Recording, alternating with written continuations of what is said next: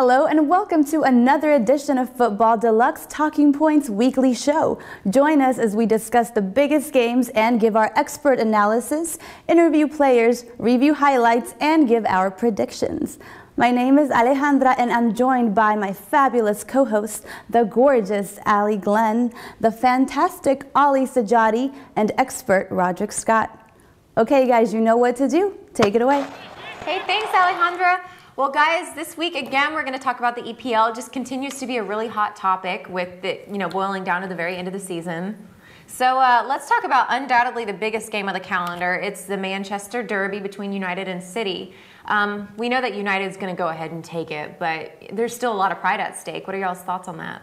There's a lot of pride at stake, obviously. And Sir Alex, he's going to... this season, he's reminded the United players of exactly what happened last year. Doesn't want to make the same mistake. Every single game, he's pushed it into them, reminded them, City do not win the title, they do not come close, and they've done that. And they've come out, and I think it's going to be the same way now. They're going to go back to Old Trafford, obviously, and they're going to take that game. Roderick? Yeah, it's agreed. I mean, a year ago, City squeaked the title. And I think France have been on a quest to avenge that loss. Yeah. And even a month ago, this looked like a big game on the calendar. Yeah. But the way United have played throughout the year and the way City have not played well, the season's over really. Yeah. And this game just really puts a question mark on it. You guys are starting to scare me with all your getting along and agreeing on stuff. That's getting a little scary. Well, what do we think? How do we think we can sum up the seasons for each team? Roger? I think what Ali said was true. Really, Man United have been on a quest from day one to really win this title. And they haven't really had a great team, but they've had a good team. But they're being consistent. They're being consistently good and won the game they should have won. Whereas City have been nowhere near as good. Sure, but the league hasn't been strong. Yes, agreed, yeah. And City's part of that. City's one of the reasons why the league hasn't been good. City have not been the team they were last year. Right. And this isn't the best Man United team. Agreed, yeah. Well, this just really plays it out. Yeah. So we can't really talk about this without talking about the Balotelli affair. I mean, do we think that had a big impact on it? I think Mancini, I think he got lucky personally.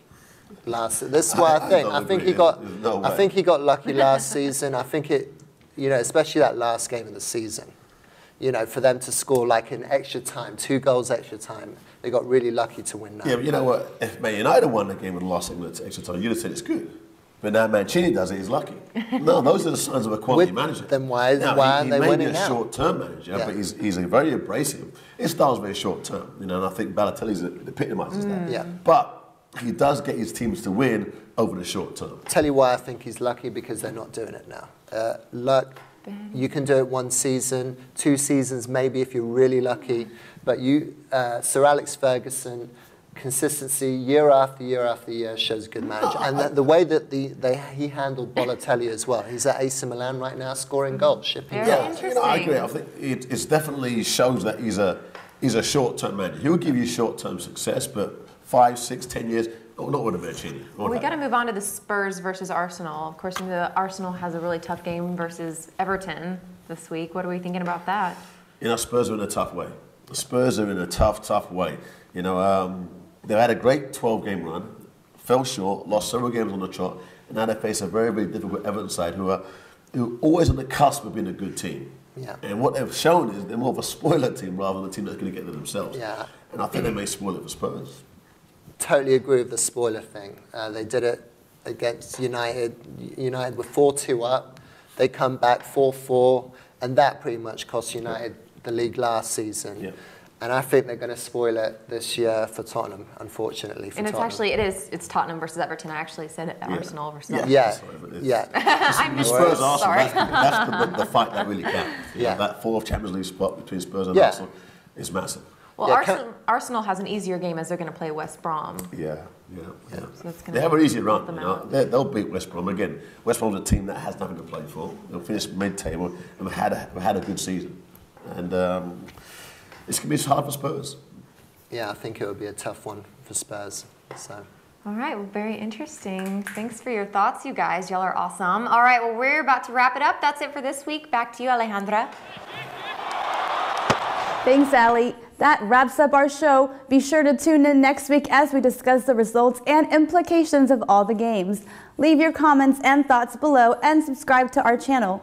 Also, check out our website, www.footballdeluxe.com, and look for us on facebook.com/footballdeluxe.